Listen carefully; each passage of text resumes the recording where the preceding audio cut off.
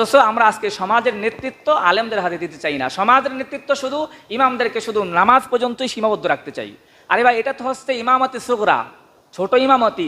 বড় ইমামত হলো খেলাফত আলা মিনহাজিন নবুওয়া। আল্লাহর রসুল যেভাবে রাষ্ট্র পরিচালনা করেছেন, সেই রাষ্ট্র পরিচালনা করার দায়িত্ব ইমামদের হাতে দিতে হবে। যদি ইমামাতে সুগরার জন্য আমরা ব্যস্ত হয়ে পড়ি, মসজিদে শুধুমাত্র কয়েকজন মুসল্লিকে নিয়ে কিছু বয়ান করব, অথচ ওই বয়ান এখানেই সীমাবদ্ধ থাকে, এর কোনো কার্যকরিতা বাইরে গিয়ে নাই, এর কোনো কার্যকরিতা বাইরে গিয়ে নাই।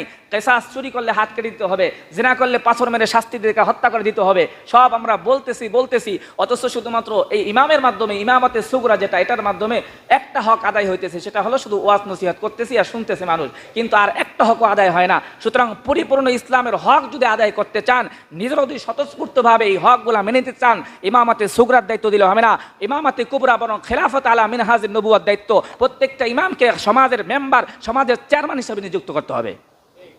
তখনই পরিপূর্ণভাবে ইসলাম কায়েম করা সম্ভব হবে। ইসলাম শুধুমাত্র মসজিদের মধ্যে সীমাবদ্ধ নয়, ইসলাম পারিবারিক থেকে শুরু করে রাষ্ট্র পরিচালনা করা পর্যন্ত জীবনের এমন কোনো দিক নাই।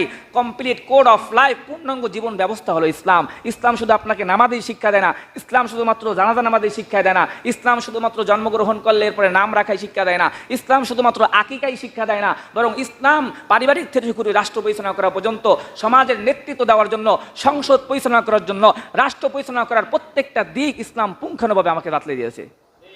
অথচ ইসলামকে আমরা ইমামাতে সুগরা, ইমামকে শুধুমাত্র মসজিদের মধ্যে সীমাবদ্ধ রাখবো। এই কারণে ওলামায়ে কেরামের হাতে নেতৃত্ব তুলে দেন, দেশ নিরাপদ থাকবে ইনশাআল্লাহ। দেশ যদি এই চোর বাটপারদের হাতে না দিয়ে ওলামায়ে কেরামের হাতে একবার দেশ দিয়ে দেখেন, সোনার বাংলাদেশ, সোনার বাংলা হয়ে যাবে ইনশাআল্লাহ। অথচ আমরা ইমাম নেতৃত্ব শুধু ইমামদের সুগরার মধ্যে রেখে দিই, ইমাম সাহেবকে। এই জন্য খেলাফত আলা মিনহাজিন নবুওয়া, আমাদের পূর্বপুরুষদের ইতিহাস পড়ে দেখুন, ওনারা শুধুমাত্র মসজিদের মধ্যেই বসে থাকেন নাই, ওনারা পুরো ভারতবর্ষকে শাসন করেছেন। ভারতবর্ষ ইংরেজদের হাতে যখন দখল হলো, ইংরেজরা পুরো ভারতবর্ষকে অ্যাটাক করে নিয়ে তারা ইস্ট ইন্ডিয়া কোম্পানির মাধ্যমে ছলে বলে কলে কৌশলে এদেশের মানুষের সরলমনা মনকে ব্যবহার করে মানুষের হাত থেকে যখন তারা ক্ষমতার মসনদকে ছিনিয়ে নিল, মসজিদ মাদ্রাসা সব বন্ধ করে দিল, মানুষের আজান পর্যন্ত বন্ধ করে দিল, তারাবি নামাজ থেকে শুরু করে প্রত্যেকটা ইবাদত বন্দিকে তারা বাধা সৃষ্টি করলো। এভাবে করে করে তারা তাদের ইংরেজদের কৃষ্টি কালচারকে দেশের মধ্যে বাস্তবায়ন করার জন্য যখন আদা জল খেয়ে নেমেছে, ওই মুহূর্তে জাতির কর্ণধার ওলামায়ে কেরাম বা জাতির পাশে তখন দাঁড়িয়ে দিয়েছিল। যুগে যুগে এক এক করে করে তারা আন্দোলন ডাক দিলেন, ইংরেজদের হাতে আমাদের এই উপমহাদেশ নিরাপদ নয়। আব্দুল আজিজ মুহাদ্দিস দেহলভী রহমতুল্লাহ আলাইহি ফতোয়া দিলেন, আজ থেকে দারুল হরব, আজ থেকে হিন্দুস্তান হলো দারুল হরব, যুদ্ধ কবলিত এলাকা। এই জায়গার মধ্যে কোনো ইংরেজকে সঠিকভাবে চলতে দেওয়া আমাদের জন্য সঠিক হবে না। প্রত্যেকটা ইংরেজদের বিপক্ষে যার হাতে যা আছে তাই নিয়ে সঠিকভাবে তাদের বিপক্ষে আন্দোলন গড়ে তুলতে হবে। আব্দুল আজিজ মুহাদ্দিস দেহলভী রহমতুল্লাহ আলাইহির ফতুয়া পুরা ভারত উপমহাদেশে দাবানল হয়ে ছড়িয়ে পড়লো। হিন্দু মুসলমান সবাই ঐক্যবদ্ধ হয়ে ইংরেজদের বিপক্ষে আন্দোলন করতে শুরু করলো। একদিনের আন্দোলনের সফলতা আসে নাই, দীর্ঘ 200 বছরের পর আন্দোলন করতে করতে মুসলমান হাজার হাজার মুসলমান রক্তে রঞ্জিত হলো। দিল্লির গ্যাংটং রোড থেকে শুরু করে পেশোয়ার খায়বার পর্যন্ত এমন কোনো গাছ ছিল না যেই গাছের মধ্যে এক একজন আলেমের লাশ তারা ঝুলাই নাই, কারণ তারা দেখছে বলিষ্ঠ কণ্ঠে আমাদের বিপক্ষে কথা বলার একমাত্র উলামায়ে কেরামী ভূমিকা পালন করছে। কারণ সাধারণ মুসলিম তত বেশি কথা বলে না, কয় তারা তো উলামায়ে কেরামের নেতৃত্বে চলে, সুতরাং আলেমদেরকে ফাঁসির কাস্টে ঝুলাও, দেশ আমাদের হাতে চলে যাবে। এভাবে করে করে দীর্ঘ 200 বছর পর্যন্ত এই ইস্ট ইন্ডিয়া কোম্পানির মাধ্যমে ছলে বলে কলে কৌশলে এই ভারত উপমহাদেশকে তাদের হাতের মধ্যে নিয়ে নিয়েছিল। ইতিহাস জানেন না ইংরেজদের ইতিহাস, ইংরেজরা কিভাবে আমাদের উপরে নির্যাতনের স্টিরোলা চালিয়েছিল।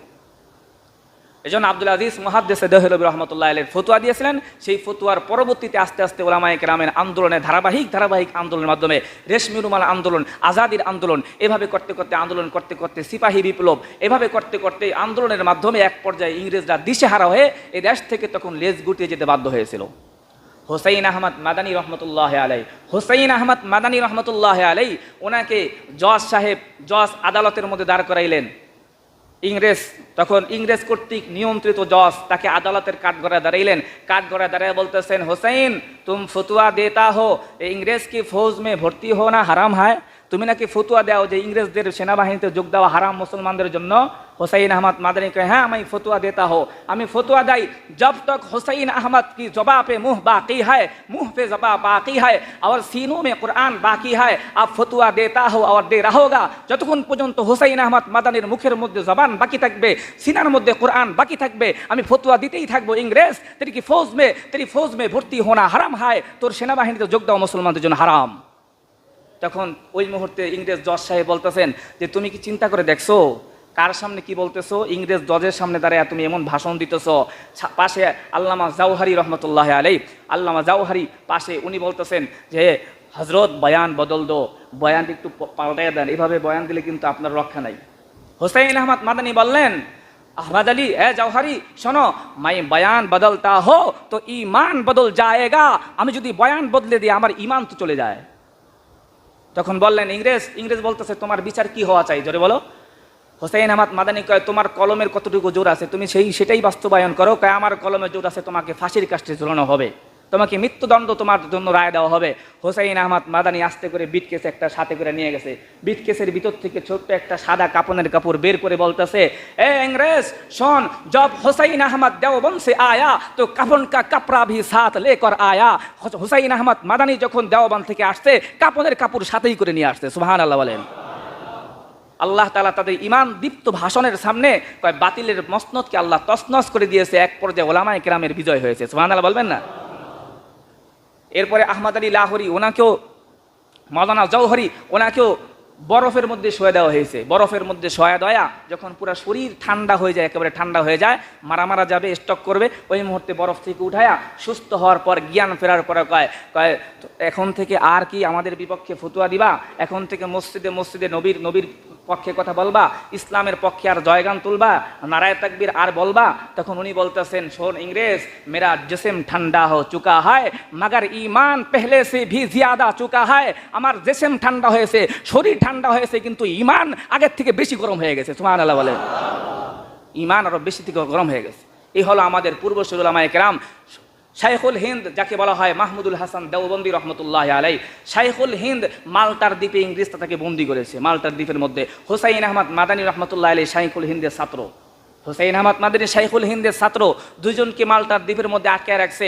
এক পর্যায়ে এত পরিমাণ নির্যাতন আর অত্যাচার করতেছে, এক পর্যায়ে হুসাইন আহমদ মাদানী বলে ওস্তাদ আপনি যদি একটু বয়ানগুলো একটু নরম করে দিতেন, সুরটা একটু পাল্টাইয়া যদি তাদের সাথে মিলায়া বক্তব্য দিতেন, একটু কথা যদি জোর খাটায় না বলে নরমভাবে বলতেন, এত পরিমাণ শাস্তি আপনাকে তারা দিত না।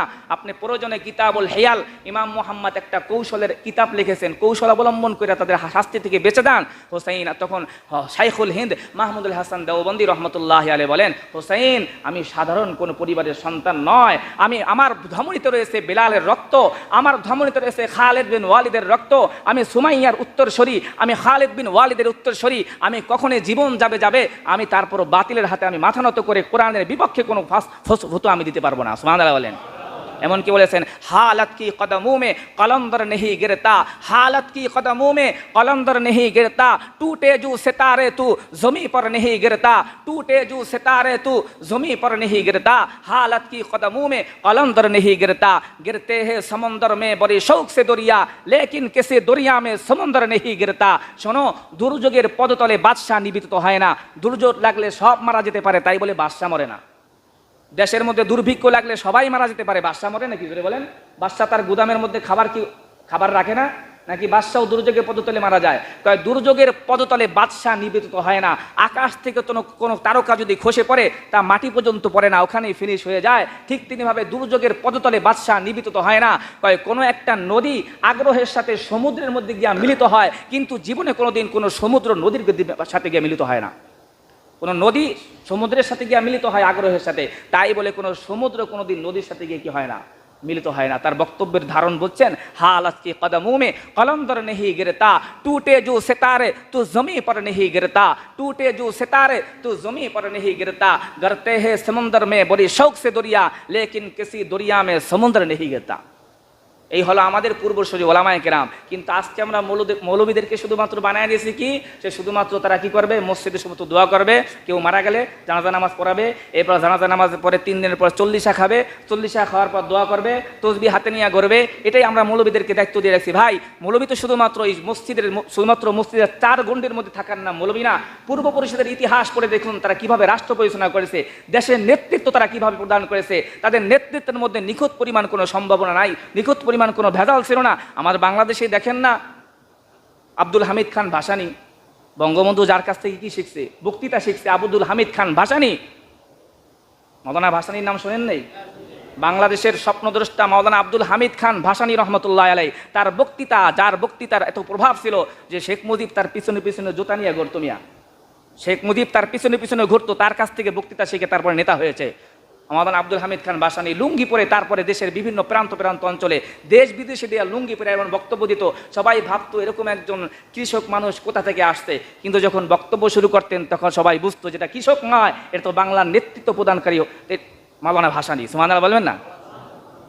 তারা ছিল সঠিক জাতি। কারণ আজও পর্যন্ত ইমামতে শুধুমাত্র সুগরার দায়িত্ব ওলামায়ে কেরামদেরকে দেন না।